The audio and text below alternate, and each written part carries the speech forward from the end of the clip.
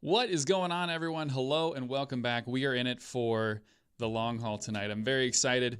Good to have you all here. We're in it for what is episode 3 of Community Time Gaming. It's great to have you guys here tonight. Thank you for everyone who's joining me in chat and for everyone who's joining me via podcast later. I love you, and it's great to see you once again. Guys, I'm excited today. It's going to be a fun one. We're going to do the Community Time podcast recording, and then we're going to play some of that new Battlefield V or Battlefield 5 action a little bit later. I've got it all downloaded and ready to go. So, hello, welcome. There's some really cool stuff that's happening today. Thank you, Mr. Meatloaf. I appreciate that. Good to see you, and good to see everyone who's here. I just want to jump right into it. First of all, don't forget, this is going to be my one and only recording this week. I'm not doing any more podcasts. I'm not doing any more streams after tonight. Early tomorrow morning, I and my wife are leaving for California. We're driving the 12 and a half to 14 hours, depending on stops and traffic and such, from here in Boise down to Southern California. I'm gonna try and be a little less specific for my wife's family's privacy reasons, but we're driving down south. It usually goes okay. I make this drive 1 to 2 times per year, so we've done it half a dozen times and within this 6 years of our relationship, so I'm pretty comfortable with it. I just don't like doing it. We have the Hunger Games book on tape. Sorry, I was at a loss for words. What is it? A book on tape. We have a book on tape that we're going to listen to while we're driving down, and that usually helps a ton because it gives me the ability to just sit back and listen to something and have someone else kind of take my mind off of everything that's running through it. So that should be okay. Stryker says that LA can be crazy, so be careful. It's actually more crazy right now than it usually is. I'm sure you guys have heard of the wildfires that are going on in Southern California. I hear that there is weather coming in that is going to help with that. Maybe some rain, maybe some cool air that's going to help kind of suppress the fires and hopefully improve the air quality, because the smoke is a real issue right now, especially for people who suffer from asthma, as my wife does. So it'll be... we're going to cross our fingers and hope that it works out. Anyway, enough about me. We're going to start jumping into what is the gaming news. And keep in mind, we haven't done one of these episodes since Thursday of last week. It is currently Tuesday. We haven't done it since Thursday. So some of these announcements are a couple days old, and I apologize in advance if some of them seem like old news. If you listen to my other podcast, the Hardcore Casuals Lounge podcast, which is available on all the other podcast services, and I recommend you take a look at it because it's a very laid-back, very fun, interesting conversation between myself and other members of the Hardcore Casual stream team. It's a little bit more of a long-form podcast, much deeper discussion over some of these bigger topics, and I'm not going to go into nearly the depth that we go to in that podcast. But I just wanted to touch on it because I feel like it is my civic duty to talk about some of these things, even though they may be a little bit old. Some of them are a little bit more current as today. So, good blend. Hopefully you guys enjoy. But for those that did not hear, rumor states that Microsoft is working on a diskless Xbox with a physical to digital program. So what does that mean? It means that they are building an Xbox One. So it's not a novel Xbox. It's not some new fancy high-tech piece of machinery. This is an Xbox that doesn't have a disk drive. It's not any stronger, at least we don't think, than an Xbox One X. We don't even know if it's going to be any stronger than an Xbox One S. I assume, or it is assumed so far that this Xbox is going to be consumer cost friendly, so I would expect that it's going to be an Xbox One S similar product, just not having a disk drive. And so because of that, they're able to bring the cost down even more. According to an article by gamesindustry.biz, which may actually reference another article as well, they're looking to hit a price point of around $200 for a new Xbox One S. That's pretty cool. Now, I know I could fight back at them and say, well, you're already selling Xbox One S's on Black Friday for $200, but this would be the MSRP. So hitting MSRP of $200 means that when it goes on sale, it'll be really, really cheap. And the really cool part about this story that I find very exciting is that they're allowing what's called a physical to digital program. So if you have physical discs, they're saying that you may actually be able to take these discs into a Microsoft store, and then they will give you a digital code for the discs that you are turning in. So if I own Destiny, for example, which I do, I actually own the disc like an old person, and I decide I want to go digital and I want to get this diskless Xbox, I can actually take my Destiny copy into the store, hand it in, and they will give me a code that I can then download the game onto my diskless Xbox. So that's really cool. I'm a little worried that I'd be losing the resale value, but that's okay. I'm keeping the game forever. That's fine. So anyway, this is kind of cool. I think this is actually making it easier for people to be introduced to the environment.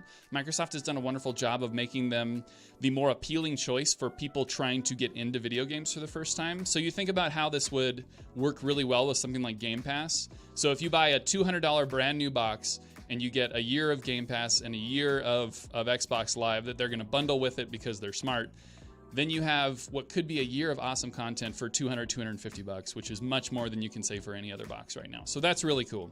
I'm very excited about this. I want to hear from the group though.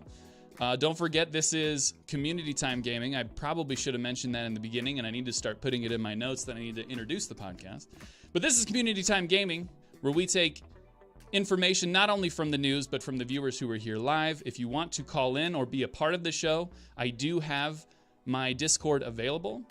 If you are interested in talking, in saying your piece, in giving a comment or asking a question, Discord is available. Hop in there and I would love to have you. I want to hear from you, the community. I want you all to be a part of this show, and hopefully we get some really cool conversation going about what it is we're talking about today, because otherwise it's just 30 to 45 minutes of me talking.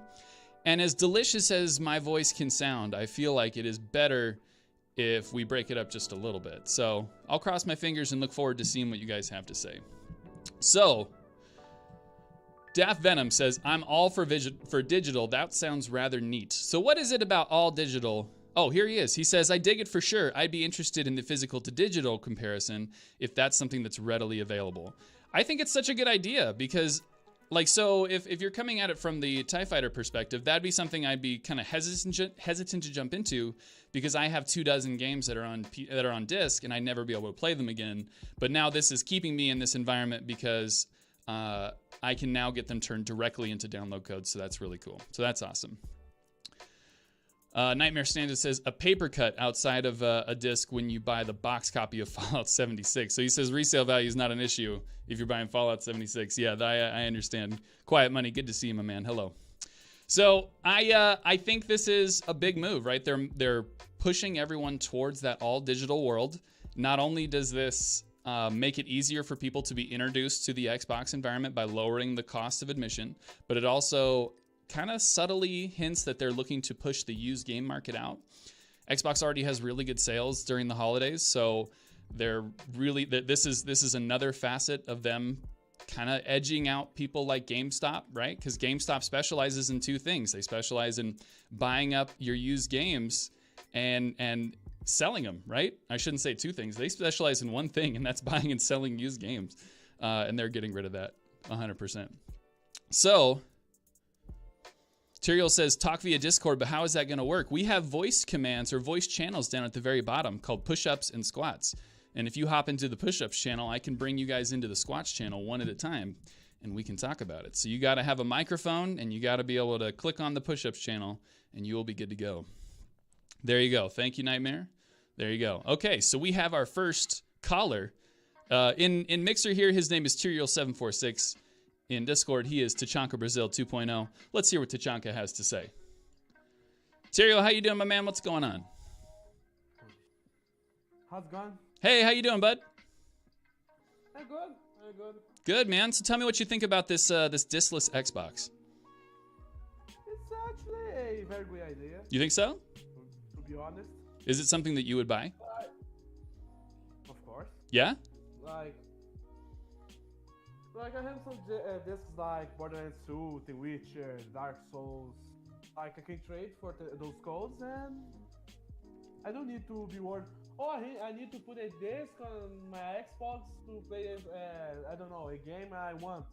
But I think you get what I mean by that. Yeah, I get it. So I know that there's that hassle that exists of, I hate having to go over to my shelf and grab the disc and put the disc in and wait and make sure it's all up to date. Whereas if it's digital, it updates itself. It's ready to go whenever I'm ready to go. Digital definitely has its draws, that's for sure.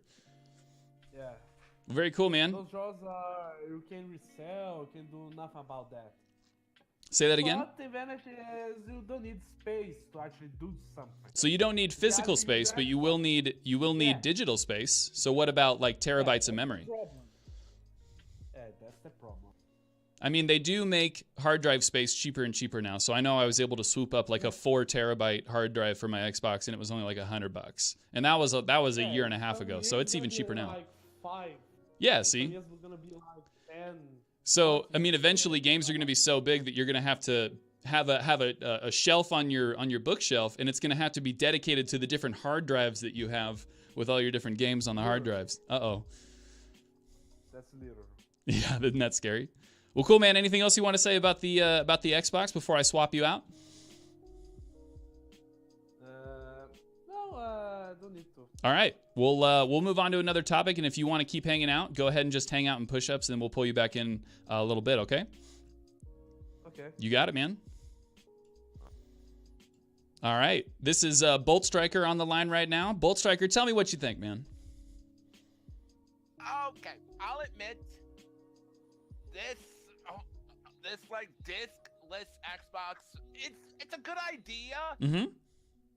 But when it comes to like value-wise, it's sort of like ruins it a little bit. What do you mean ruins it? That's a strong word.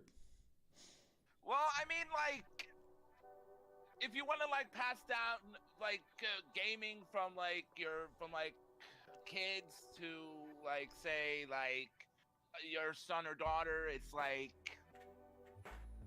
have the physical copy, but add like a bit of like value. So you're saying, I think this kind of calls back to the resale value that I mentioned before. So you can't, like, I know you're not talking about selling it. You're talking about handing it off to maybe a friend or a family member. But I think we're talking about the same thing, is that now if it's downloadable, if it's on your hard drive, it is no longer transferable. Yes. Now, is that loss of value, is that loss making it so that you would prefer to stick with physical, or do you think that the gain is better than the loss? I would say physically it would be more, because I know most people are going for like digital nowadays, because I mean, I was born in the 90s, so sure. I mean, me being the 90s collector guy that I am, mm-hmm. I mean, it's... Oh, I mean, I'm a child of 89, so I'm right there with you, man. Hey. Well, cool, man. No, that's a really good point. I really appreciate you bringing that up. Well, thank you. Absolutely, man. Anything else you wanted to drop on us about this discless Xbox before we take some questions from chat? Not really. All right, man. Thanks, Ty, Stick for around. having me on. You got it, man. Stick around. We have more to talk about, so if you want to hang out here, you're definitely welcome to, okay? Hey, thank you. You got it, man. All right, so that's awesome. Thank you so much to the both of those guys for chiming in. We have a couple questions in chat. So Charlotte asked a little earlier, only downside I see with disc to digital is what happens if your internet connection goes out. So I think that's a pretty good question, because there are quite a few games that are internet only, but I don't think that your connection to the cloud restricts your ability to access those games. So in theory, these games would be held locally. So the hard drive has the entire game. So your access to that game would be exactly the same as if you were to have a disc. The only time you wouldn't be able to play because of an internet connection issue is if you were playing an online, an always online or an online only game. So even though I have the disc for Destiny, if my internet breaks, I still can't play, because you have to be on Destiny's servers in order to access that stuff. And if I were to have Destiny on my hard drive, that would be no different. So I'm actually not too worried about internet connection, because I can still play local games. You know, if I were to play Skyrim, I can still hop online and play Skyrim, or hop onto my Xbox and play Skyrim, even if the internet connection is completely dead. So that's nice. And so I think this generally comes down more, do I want to have my games in my possession, or do I want to have access to them only on the hard drive? Oh, okay, so Charlotte was thinking more of them being stored in the cloud. I think that may exist at some point, and that conversation was had recently with the idea of games streaming. And when I say streaming, I don't mean like me streaming to you on Mixer, but I mean streaming the game from the cloud and playing it such that the cloud was doing the computing for you. And if that were the case, kind of like what Google is doing right now, if that were the case, then yes, you would be very hampered by a bad internet connection for sure. Let's see. We had another good question here. Tygalina, hello, welcome. She asked, is this just a prototype idea or a definite product? Right now, Tygalina, this is a strong rumor.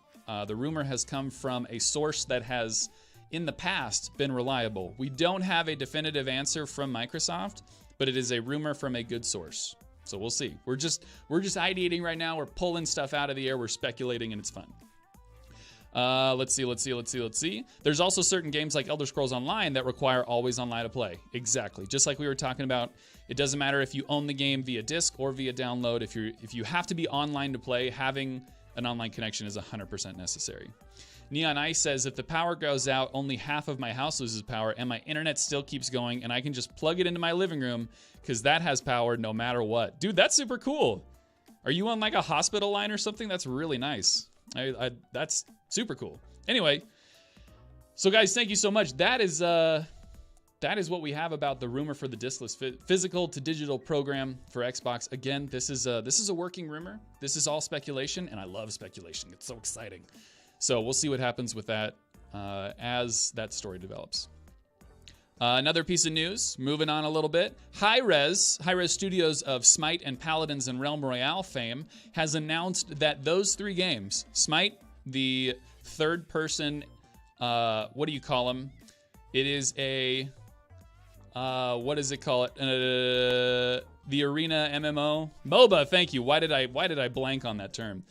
The multiplayer online battle arena, the third-person multiplayer online battle arena focused on Greek and Egyptian and many other gods. Paladins and Realm Royale will all be rolling out cross-play and cross-progression between PC, Mac, Switch, and Xbox starting at the end of January. So it's really exciting that Smite is coming to Switch mid-January, and then they're going to be getting cross-play and cross-progression very soon thereafter. I think they said they're shooting for January 27th. It's really cool. So I'm going to read this article. I'm going to read pieces of this article. It is from Game Informer by Curiel Vasquez. If you don't check out Game Informer very often, I definitely recommend you do. These are really good, well-written articles. And then every now and then you'll see an our take at the bottom, which is not only a report of the news, but then, what does this really mean? So it's very exciting. So, with the recent news that Smite is coming to Switch next year, developer-publisher Hi-Rez Studios is doubling down on letting players play their games anywhere by announcing cross-platform play and progression coming to Paladins, Realm Royale, and Smite. Realm Royale, which has yet to fully release, will have it from the outset. Meanwhile, Paladins and Smite will receive an update enabling the feature in, quote, mid to late January. When this happens, there will be a 24-hour downtime, but after that, voice chat, leaderboards, and gameplay will be supported on Xbox One, Switch, PC, and Mac. We are technically ready to support crossplay on other platforms as opportunity arises, the company states on its FAQ for the feature, hinting that while Sony announced crossplay for some titles, Hi-Rez has not yet been able to implement it for the PS4 version of those games. The article goes on a little bit more, and if you guys want to read it, please feel free to shoot me a note. I can give you the link as well. But it's pretty cool, man. I'm very excited. Daft Venom says, I regret spending so much money on Smite. So it's a free-to-play game. You didn't have to spend any money at all. You can just download it and play, which is kind of a bummer. But I've played a lot of Smite. I know a lot of my friends have played a lot of Smite. It's a lot of fun. Having that third-person perspective on the MOBA-style genre was a really good time. The problem for me when I'm telling people like, whoa, go check out Smite right now because it's a lot of fun, is that there's a really strong barrier to entry for understanding. The game has almost 100 gods. I think they're at 98 gods that you can choose from right now. And there are also a vast number of items that you can choose and a vast number of interactions between the stats and such. So it takes a long time to learn how to do everything within that game. And so it takes a long time to get to a point where you feel like you're having a good time and you really know what's going on. So that's a little bit tough.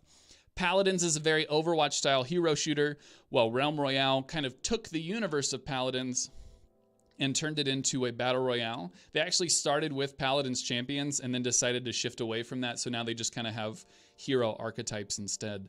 But I'm excited to see that come to Xbox. I definitely want to give it a shot. I never hopped into it when it was on PC or when it was on PS4. Obviously, I didn't have a PS4 at that point. So I'll be interested to see when it comes to Xbox. Hopefully it'll bring new life into that game. I don't know if you heard, but Realm Royale kind of really fell off the table in player and viewership over the summer because they implemented some very unpopular changes. So hopefully they will learn from those and they will come back with this new awesome thing. Like crossplay is really good and cross progression is really good. And so now it doesn't matter what platform you play on as long as it's not PlayStation 4, and you will be able to, you know, save and continue your games as you go. So that's really great. So, Daft Venom says, exactly, TIE Fighter, I played it around my uni course, super fun, but looking back, Jesus. There is a lot of stuff to spend money on in that game. They have a lot of skins, they have announcer packs, they have avatars, they have lots of things. But I was definitely one to just earn the premium currency through playing, you know, the weekly, you know, bounties. You know, all you have to do is log in and you get, what is it, gold or gems? It's gems. If you log in every day for a week, you end up getting like 50 gems. And if you log in, you know, a bunch of weeks in a row, you end up getting a bunch of gems and you can get skins and it's all free. So, or you can just buy gems with money and then you can spend those on skins and stuff as well. So, Tyrael says, I didn't like it much, but it is a good game. All right, I understand. Daft says, I don't see any negatives really. It's something that needs to be implemented more in this age. So there was a discussion as a part of this article that I think was pretty good. It says it may not be realistic, but this is exactly how every modern multiplayer game should handle being on multiple consoles. I own 3 copies of Overwatch on separate platforms and have leveled a total of 5 Destiny 2 characters across PlayStation and PC.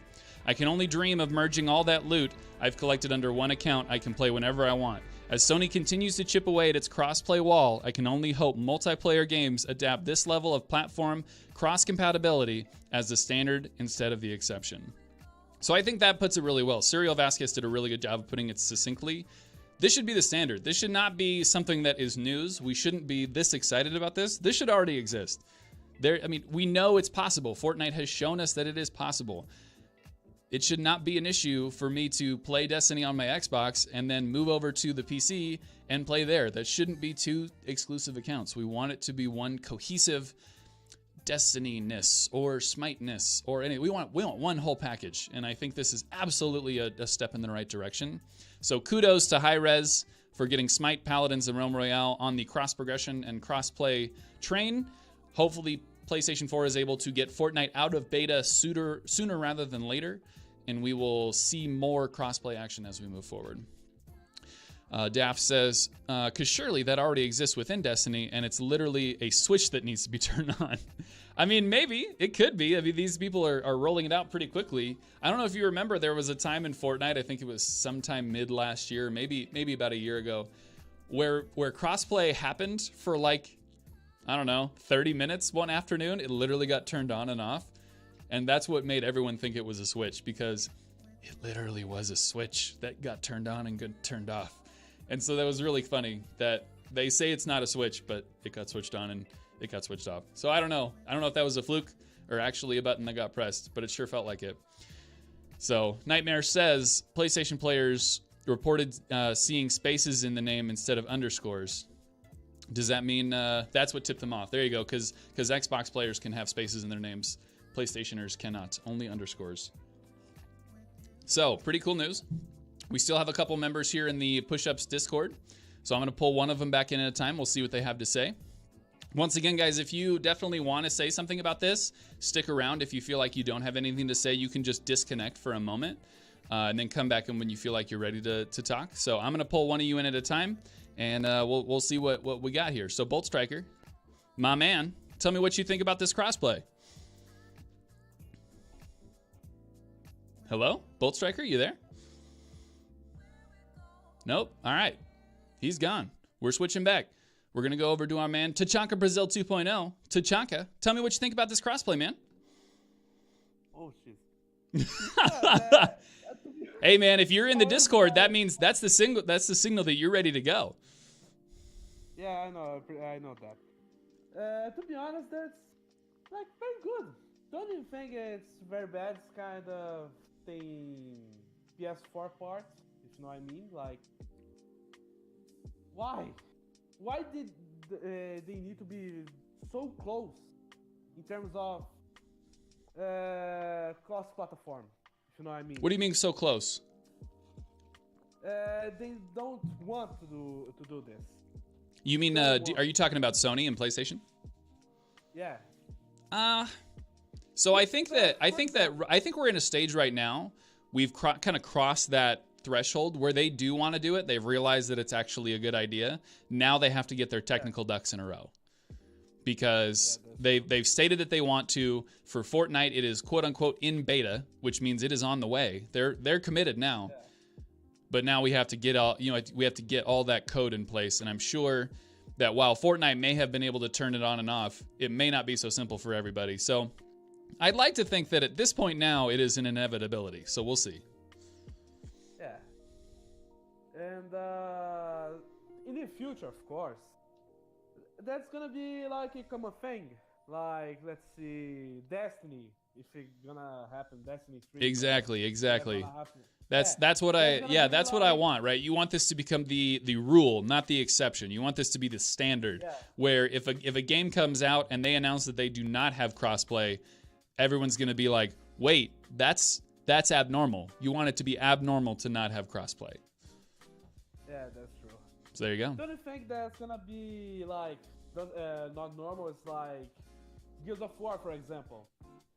If you know what I mean, like it's exclusive. Which one? You know what I mean? Gears of War. Oh, yeah, I don't expect it to be on the exclusives. I'm actually okay if they don't have cross-platform on the exclusives. Yeah, that'd be because then I can't even buy the game on other platforms.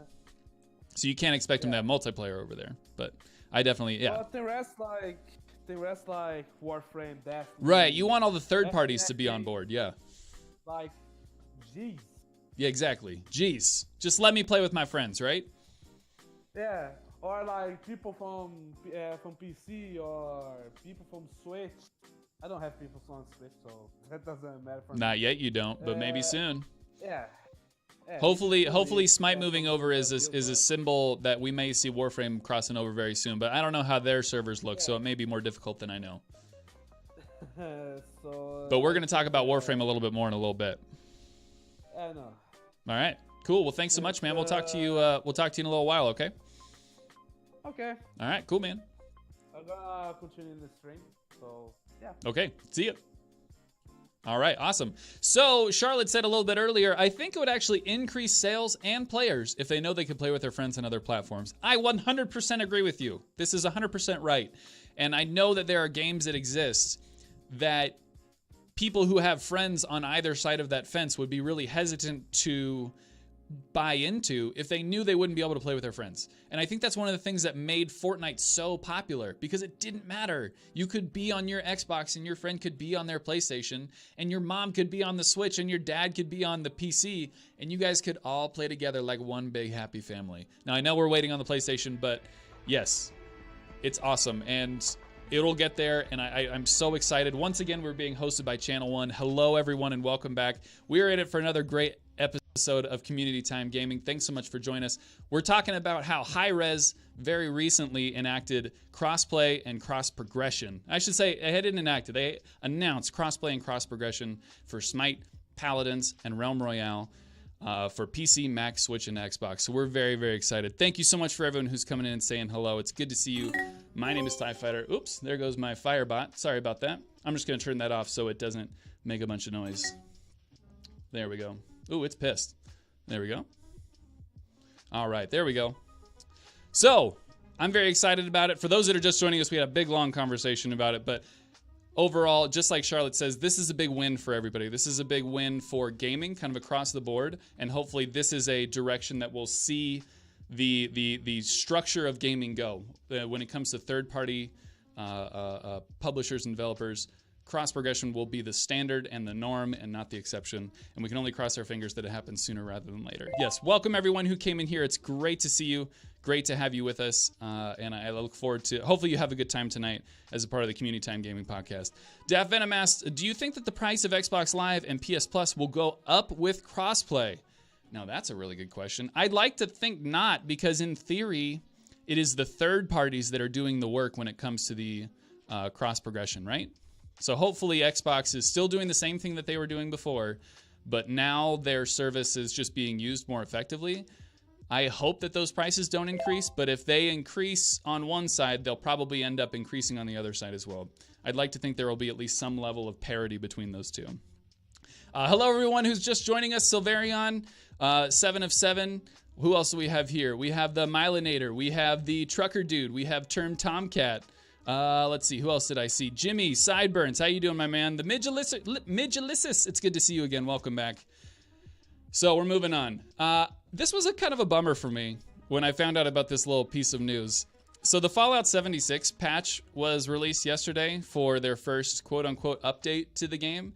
For those who missed it, Fallout 76 was a 52 gigabyte game when it released. It was a 52 gigabyte download, and I had to do it 3 times. I had to do it when I did the first download for the beta. 1 day later, I had to do another download for a new build. I had to do a day 1 download to actually play the game after participating in the beta. And now, on their patch on week 1, or after week 1, it was a 46 gigabyte download for console for their first patch. And all they added was 200 megabytes of stuff. You had to download 46 gigabytes to get a 200 megabyte update. Now, for those who have their pocket calculator out, you'll notice that I'm getting really close to 200 gigabytes worth of game that we've had to download for Fallout 76, and the game is 1 week old. Ugh. So, for those who are beholden to a data cap, you and I are on the same level. I have been on a data cap for many years now, and it sucks. So having to download 200 gigabytes worth of stuff for one game, that ruins my ability to game for that month. And so I was really sad that Fallout 76 had this huge, huge patch because I basically had to say, I'm sorry, but I can't. I don't have the budget in my gigabytes to play Fallout 76 for the rest of the month. I just can't. Because it would mean A, that I can't play any more games. It would mean B, that my wife can't watch any more Netflix, and I can't listen to any more music in the house. Like, all of what we do is on the internet, right? So Netflix, Hulu, Amazon, gaming, streaming, like that's all internet. And if I spend it all downloading Fallout 76, man, that's a bummer. So yeah, guys, unfortunately, Fallout 76 is going to have to wait for a while. And I think that's okay. I think that the game is in a position right now where they really need to think about how much content they put in that game. There's a lot of game, there's a lot of space, but it feels like there's not a lot to do within that space. So that makes me sad. So I think waiting a couple weeks and letting them kind of figure out what they want to do next, I think that's okay. So anyway, tell me what you guys think. I want to hear what your thoughts are on this. Do you think it's okay? Are you on a data cap as well? If you have specific thoughts on this, don't forget that we do have the Discord open, and welcome to people who are interested in talking about what they think about this as well. We've had a couple call-ins already today, and if you'd like to join the conversation as well, I would love to have you. Unfortunately, Benito Camelo, we are English only here, so I can't do it for what language that is. But here we go. Dynamic says no data cap. Go AT&T. We actually don't have AT&T here. We only have data cap ISPs, which is a bummer. Let's see. Bolt Striker says he'll say something real quick. So let's pull Bolt Striker in here. Here we go. We have a couple people who say they don't have data caps, so that's really nice. I'm really glad that you guys aren't too worried about it, and it's not affecting everyone. I'm glad that it's not negatively affecting everyone like I am, but I feel for those people who are there with me. Edward also mentions that he has no cap, but it's really slow, and that's another big one. If you have to wait for 46 gigabytes to download on a slow ISP, Yeah. that could be a long time. Is that what you wanted to talk about, Bolt Striker? Yeah, he sort of took that right out of my mouth, to be honest. No worries, dude. Heck, I can't say anything about that, but... Okay, so what's your internet speed? Let's talk about the math here. Well, Don't be shy. I'm running like an Xfinity modem, like mostly it's like on my desk, right next to my TV. Sure. And I have like 3 TVs running almost like all the time. 3? My grandmother loves her game. All right. So she loves her stories. But I mean, on the Fallout 76, I like that it's actually featured in West Virginia because I live in the mountains of West Virginia. West Virginia. So do you recognize any of the areas around that they're showing? Like, is any of that familiar? Yes. No way. Yep. Yeah. And I know that there's a lot of urban legends in West Virginia that I've heard about for a long time. Like the Mothman? Mothman? Mothman. Yep. Nice. That's so cool. I'm actually from Point Pleasant. No way. That's super cool, man.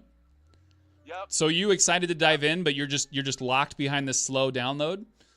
Yes. Oh. Yes. But I have seen a lot of YouTube videos. Okay. And on Mothman, and I'll admit one thing, it's actually really accurate to the one I saw like 3 years ago. Really? Mm-hmm. That's awesome, man. All right, well, I really hope that you get to play sooner rather than later, and I hope you can find all those urban legends that you're looking for, not just Mothman. Yeah. But I'm definitely planning on live streaming that whenever I get a chance and actually get like a proper setup. Awesome, dude. Where can people find you? I actually live stream on Mixer. Yeah, what's your address? Let's shout you out. Thanks for calling in. We're gonna let you shout out to the group here. Well, I mostly do Destiny nowadays. Okay. Because with Black Armory coming up. Of course. But I am Bolt Striker 94. Okay. And I'm almost pretty accurate to a Titan with strikers. Okay, so, there you go, guys. If you want to check out some Destiny content, check out mixer.com/BoltStriker94. Thank you so much, man. Thank you. All right, talk to you in a bit. You got it. Yep. All right, so we got another guest caller in here. Midge is going to join us. Hey there, Midge. How you doing? Hi. Hey, good to have you on. Thanks so much for calling in. Yeah, thank you.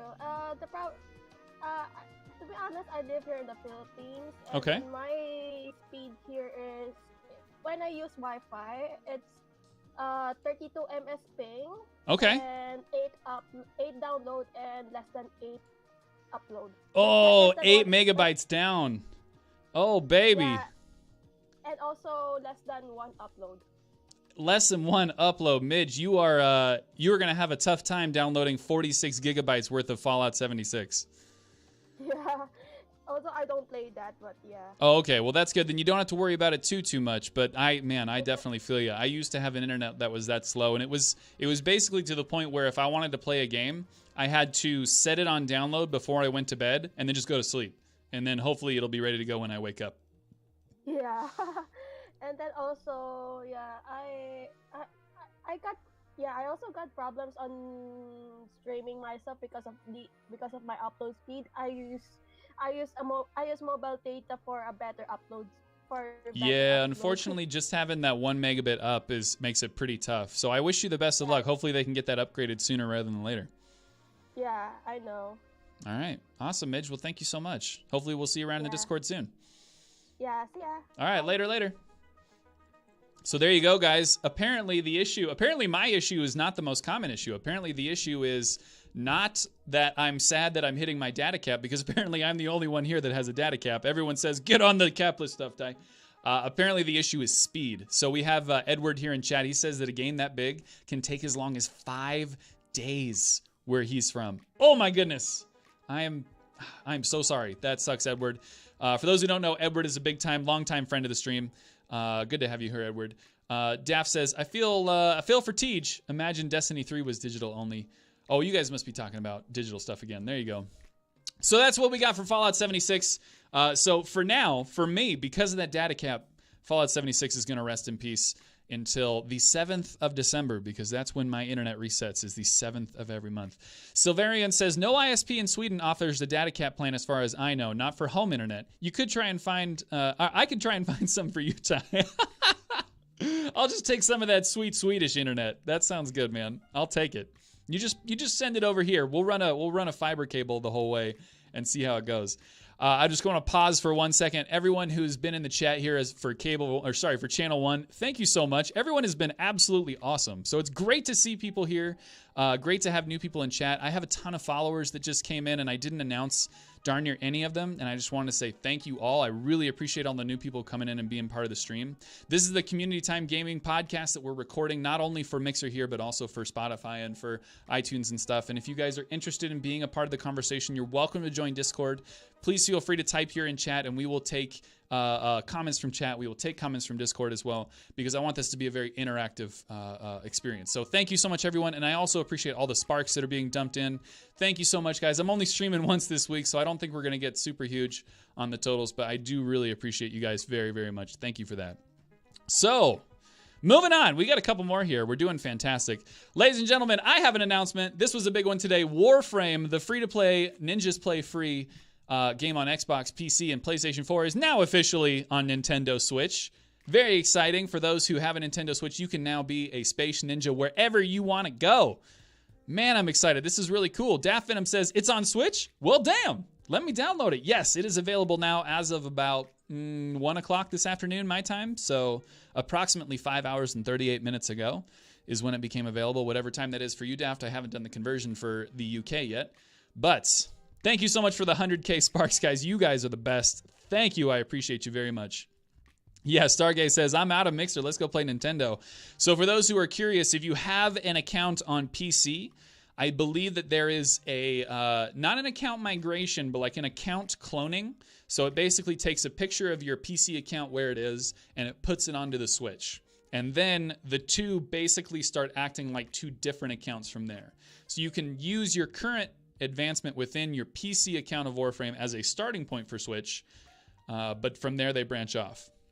Now, Jimmy Sideburns brings up, is it the same for Xbox? Unfortunately, it is not. I have confirmation from the developers that it is not the same for PlayStation, nor is it the same for Xbox. It is only for PC. Only PC people get a direct transfer of their account. Unfortunately, Xbox and PC, as it stands currently, cannot bring their account over, so that's kind of a bummer. So tell me what you guys think. So, they really need to sync Warframe. So STE, we were talking about that a little bit earlier. How cool would it be if Warframe could make it the same as Hi-Rez just made it for Smite and Paladins and Realm Royale, right? It'd be pretty great if Warframe could make it so that anyone could play with everyone. More on this, we're going to bring in my good friend Nightmare Stanza. Nightmare Stanza, you are online. How are you doing, my buddy? Tell me what you think about this new advancement. Well, I'm feeling very positive about this advancement, but there are some caveats as far as the performance on the to-go thing, you know, like on-the-go control stuff. Oh, so you mean when you're taking your Switch with you as opposed to when it's in the docking mode? Yeah, I mean, it does a lot of performance issues when it comes to like heavy graphic fidelity, such as the Plains of Eidolon's Cetus. Okay. So what kind of things are we talking about here? Are we talking about downgrades just in resolution, or are we seeing major drops in frames as well? We're gonna also see like major drops in frames to the point where it's like upper 20s, mid 30s maybe. I mean, if we can get 30 frames per second while in walk around mode, I feel like that's, sufficient. Oh, it's more than sufficient, especially when the just running gun mission modes are like amazing in fidelity of graphics and all that stuff. And if it's in docked, well, 1080p is very nice and docked. That's right, man. I'm so excited to be able to bring it with me. So I actually have my Switch with me as we're heading off on this long road trip tomorrow. I'm going to be playing this game when I'm in the passenger seat when my wife's driving. So I'm very excited about that. Yeah, and 720p when it's on the go, it's not bad at all. It's actually really good. So one thing that people don't take into account very often is that when you're on a very small screen, the difference between 720 and 1080 actually becomes very minute, right? Because everything is so small on this much smaller screen, you really don't see the difference nearly as much as when it's spaced out over a larger monitor. So I'm not worried about that 720 on a small screen almost at all. Especially when you can take it on a go. I mean, that is man. A steal. It is so when cool. They're going to be able to like put in like 10 gigabytes for this download game. Is that all it is? A bit over it, but I mean, that's great. It's really, really good on economy for the data. Exactly. And how the game does make it easier on the system is it kind of lowers the graphics settings a little bit on the fly. So expect to look a little muggy on the game from time to time if it starts to drag. Yeah, and I think that'll only improve as we move forward. I think they wanted to hit, about this date, and they've gotten to a point where it's pretty good. And as with the regular game, as they release content, they will also release performance patches as well. So I expect it to improve even from here. Oh, as well as gameplay patches. Exactly. I mean, you know that they're going to be releasing Fortuna on this system Absolutely, absolutely. All right, man. Just maybe at a later date. Yeah, absolutely. So, all right, so I'm going to let you go for now, but thanks so much, dude. Thank you. You got it. Talk to you soon. All right, guys. So thank you so much to Mr. Nightmare Stanza. Daft Venom asks, so the Switch version is the same, right? In regards to content and all that. It's not like Smite where you're a patch behind, etc. I believe right now they are a patch behind, but I believe they are in the same position as other consoles. So right now, Xbox and PS4 do not have the Fortuna update. However, PC does. So technically, Xbox and PlayStation are also behind. I don't know if Switch is going to get on that exact same release schedule, but I would expect it to be really close. I don't even think Xbox and PS4 are on the exact same schedule because Xbox has that very unique and very specific certification process. So you know how sometimes when they're releasing a content drop, they say, well, we've sent this to cert, it'll come soon, because they don't know exactly when Xbox is going to approve it. It's possible that Nintendo has their own certification process, and it's possible that it is quicker, and it is possible that it is not quicker. So we'll see what happens. I assume it's going to be pretty close. But anyway, very exciting. Once again, if you're on PC, you can clone your account over to Switch, but they will then branch off into 2 different accounts. They will not be cross progression, which is a bummer. But for now, I think it's cool that you can at least clone it over, so that's nice. Finally, today we have one more little piece of news I wanted to get to, and this just came out this afternoon. Rocket League is getting an Xbox One X enhancement patch on December 3rd. Can I get some hands raised in the chat for wonderful people who play Rocket League? So this is obviously that soccer game played with cars, and I actually have never played it before. This has not been on my radar almost at all. And I know a lot of people kind of get mad at that. Rocket League has been very popular for a very long time. And Rocket League is actually another really good example of a game that'll probably lead the charge for crossplay and cross progression. They've already started doing that between Xbox and PC. We expect Rocket League to cross over to PlayStation 4 very, very soon. So it is really cool that they're getting the Xbox One X enhanced version, because this is just going to be another thing that Xbox can say, hey guys, it looks really good over here. You should come play it. When people may be considering the Xbox versus the PlayStation, it doesn't sound like they have a PlayStation Pro enhancement. So that's just a little humbrag right there. Hopefully we see some really meaningful improvements there. I know they said we're going to get some really great visual fidelity. Let me see if I can bring this up. I have a news story from the news.xbox.com. So this is a interview with Rudy. Let's see, what is his last name? Scott Rudy, the Psyonix graphics engineer, Art Matta, about enhancing Rocket League for the Xbox One X. So what specifically is your development team doing to enhance Rocket League for Xbox One X? Rudy says, starting with the next update, Rocket League on Xbox One X will display in native 4K at 60 frames per second. Super sampling on Xbox One X is enabled and playing with a 1080 display. On supported 4K TVs, Rocket League will offer HDR with options to adjust paper white and contrast settings, as well as a side-by-side visualizer. The Rocket League team is very excited about this opportunity to show the game at its very best when the update goes live. Very exciting. There's obviously more on the Xbox News blog page, so go check that out there. But it's really cool. 4K 60 is pretty sweet, man. There's not a ton of computers that have the ability to play games in 4K and 60. So that's great. I'm very excited to see more games kind of fall into that. Again, I'm going to use this term, but we want that kind of fidelity to become the rule, not the exception. So we will see what happens as that develops a little bit further. So anyway, guys, that's all I have for the news for today. Did anyone else hear about anything cool as other stuff came up today? I want to make sure I didn't miss anything. I want to make sure no one had any other questions or stuff like that. Hopefully we got it all covered. I'm very excited to see what happens next. There's obviously some really cool potential advancements that we see here, and I'm excited to see. So Bolt Striker says Destiny 3, obviously that rumor is out there. It could mean 1,000 different things, but we know nothing yet except that it most likely exists because of the 10-year contract that exists between Bungie and Activision. I don't think there will be a Destiny 4 just because of the schedule that they're under.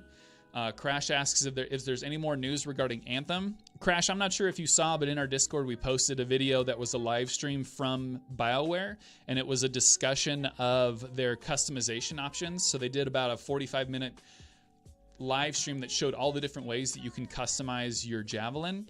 It looks really similar to the way that you can customize the color scheme of your Warframe. So if you're familiar with Warframe and all the color customizations that you can do there, it looks really similar to that, except you can use much more specific RGB colors and very unique and very specific hex codes and stuff like that. So you can be very specific with your color choices and palettes and such like that. Stargaze asks, do you think you'll play Darksiders 3? I'm seeking the ability to get my hands on a code, but I'm not going to buy it. But if I can get my hands on the code, I'll play it, because I was a big fan of Darksiders 2, but the trailers for me have not been like blowing my socks off to the point where I need to go spend $60 on this game. Bolt Striker asks about Mass Effect Remastered. I think it's possible. I think they know that there's a demand for it, but I'm not sure if that's on their priority list right now. Obviously, Anthem's on their priority list, and it's clear that those would probably be two separate teams, but I think it's all hands on deck for making sure that Anthem is as clean and as polished as it could possibly be, because EA definitely doesn't want another Battlefront on their hands. They don't want another Fallout 76 with all the bugs on their hands, right? They want to nail this, because they know that, They want people to know that EA is capable of doing good things. So we'll see. Daft says that BioWare did hint about Mass Effect on N7 Day. Well, I mean, of course. I mean, did they hint about it, or were they just talking about Mass Effect because it was N7 Day? They did talk about Andromeda getting a 4K patch, so it is now Xbox One X enhanced. But I don't remember seeing anything that was like, oh, Mass Effect Remastered, it's coming. Maybe one day. Like I said, I don't think it's out of the question. We just don't know anything about when. So, okay. That's going to do it for us today. That is the third episode of Community Time Gaming. Thank you so much to everyone who was a part of it. I love it when people call in on Discord, and I just want to say thank you to everyone who did, everyone who participated in the call today, and everyone who was here for chat. It was obviously another huge day getting hosted by Channel 1, so thank you to everyone who came in as a part of that. I really appreciate. Man, this is so much fun. I love doing this podcast. Let's do it some more. I'm really sad that I can't do it while I'm gone, but we'll definitely be doing it soon after I get back from my trip next week. Don't forget, guys, I leave on Wednesday morning of this week, and I don't get back until late Saturday night, so I'll probably be doing a stream on Sunday at some point, but I will keep you updated via Discord, because I'm going to be there, and I'm going to be talking to you guys like every day, so don't worry about it there. So that's going to be the end of the recording. Thank you so much. This is Community Time Gaming Podcast. Thank you to everyone who's listening via podcast services around the globe. I will talk to you soon. This is TyFighter signing off. See ya.